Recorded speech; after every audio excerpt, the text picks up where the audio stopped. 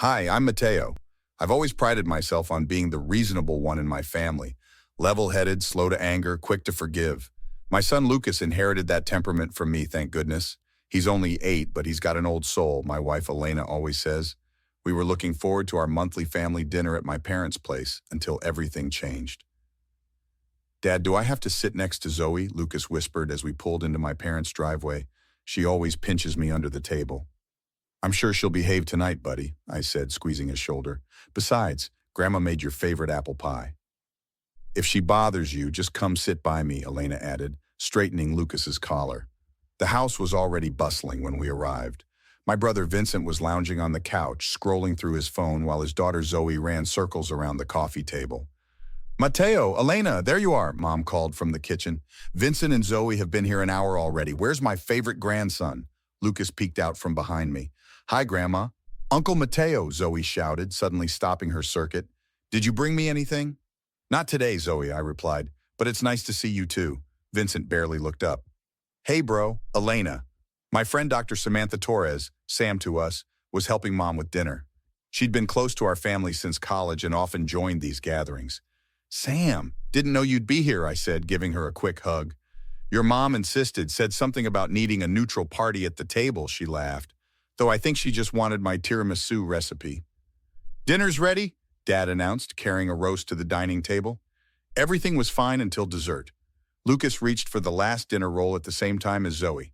I want it, Zoe declared, grabbing for it. We can split it, Lucas offered. No, it's mine. Zoe suddenly slapped Lucas hard across the face, the crack echoing around the suddenly silent table. Lucas's eyes widened in shock, tears welling up as a red mark formed on his cheek. Zoe, Mom gasped. I jumped up. Lucas, are you okay? Vincent burst out laughing. That's my girl. Doesn't take crap from anyone. Vincent, Elena snapped. Your daughter just hit our son. Vincent shrugged. Kids fight. He'll live. Are you serious right now? I felt my temperature rising. Lucas offered to share and got slapped for it. Maybe he needs to toughen up a bit, Vincent smirked. World's not all sharing and caring, Sam intervened. Lucas, let me look at your cheek. I'm a doctor, remember? As Sam checked Lucas, I turned to Vincent. You need to discipline your daughter. This behavior is unacceptable. Don't tell me how to parent, Mateo, Vincent snapped. Just because you're raising a pushover. Stop, Mom interrupted. Not at the table. Did you see what happened, Mom? I asked, incredulous. And Vincent's response? I saw, Dad said quietly. Vincent, apologize to Mateo and Lucas right now. For what? Kids being kids? Vincent rolled his eyes. You're all overreacting. Later, as we were leaving, Sam pulled me aside. Mateo, this isn't the first time I've seen this kind of behavior from Zoe, or that response from Vincent. What do you mean? Last month at the park fundraiser, I saw similar incidents with other children, and Vincent, he encourages it. I looked over at Lucas, still subdued, holding Elena's hand. Tell me everything. The next morning, I called my cousin Aria, who'd been at the park fundraiser Sam mentioned. Mateo, what's up? Everything okay after last night's dinner disaster? You heard about that already? Mom called me first thing, said Vincent was completely out of line. That's why I'm calling. Sam mentioned something about the park fundraiser last month, about Zoe's behavior. Aria hesitated.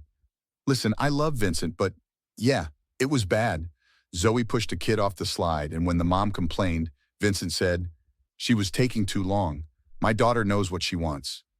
Are you serious? I paced my kitchen. And no one told me? Honestly, we all figured it was a one-time thing, but Vincent's been different lately, especially since the divorce. Different how? More aggressive, competitive, like he's training Zoe to be some kind of, I don't know, alpha child? It's weird, Mateo.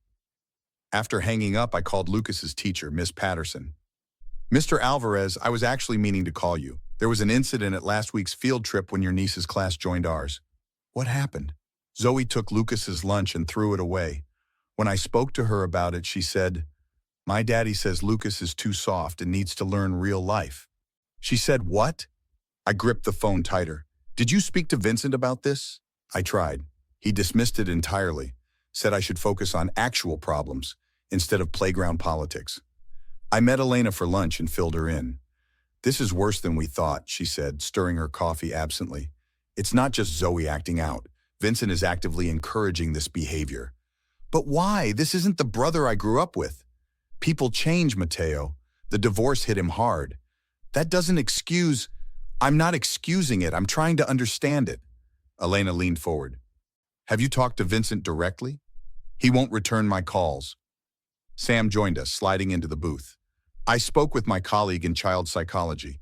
Without naming names, I described the situation. She's concerned, Mateo. About Lucas.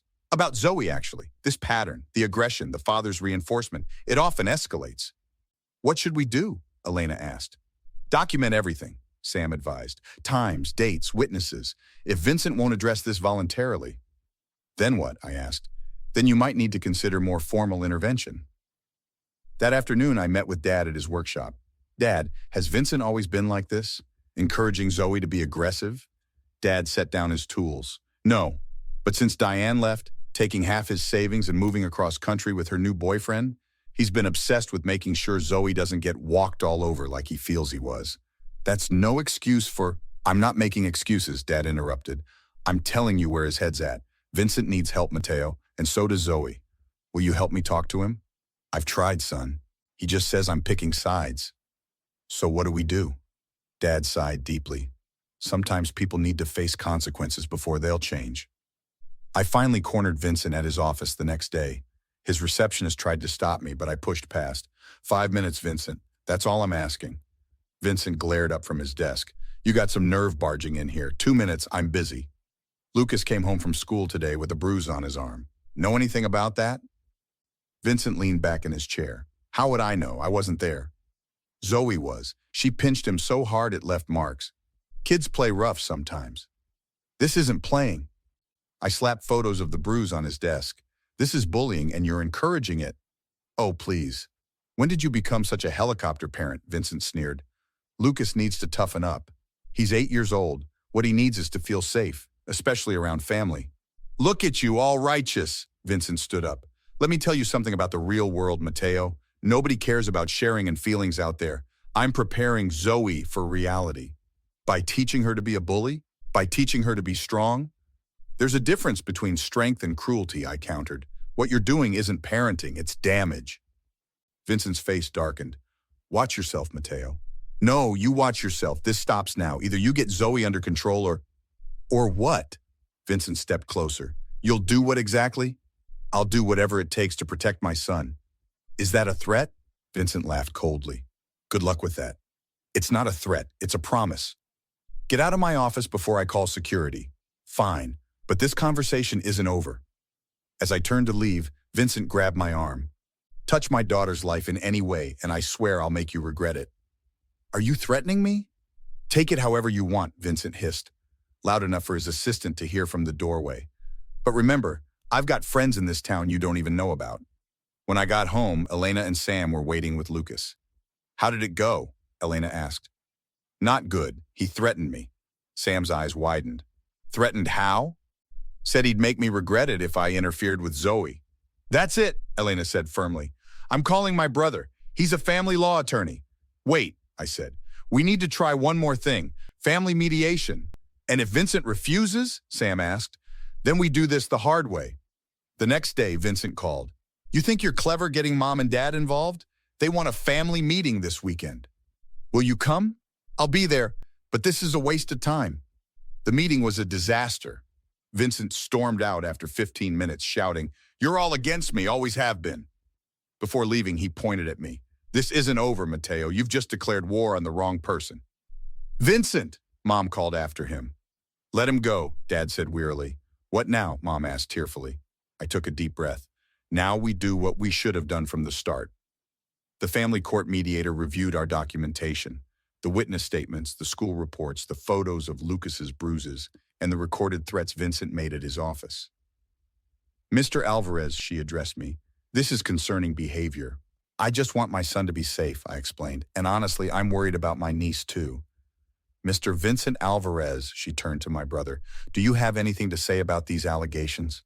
This is ridiculous, Vincent scoffed. My brother's always been jealous of me. Now he's using my daughter to get back at me for imagined slights.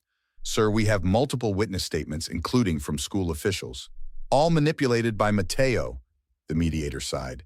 Given the evidence and your response, I'm recommending a temporary restraining order keeping your daughter away from Lucas, mandatory parenting classes for you, and a psychological evaluation for Zoe. You can't do this, Vincent shouted.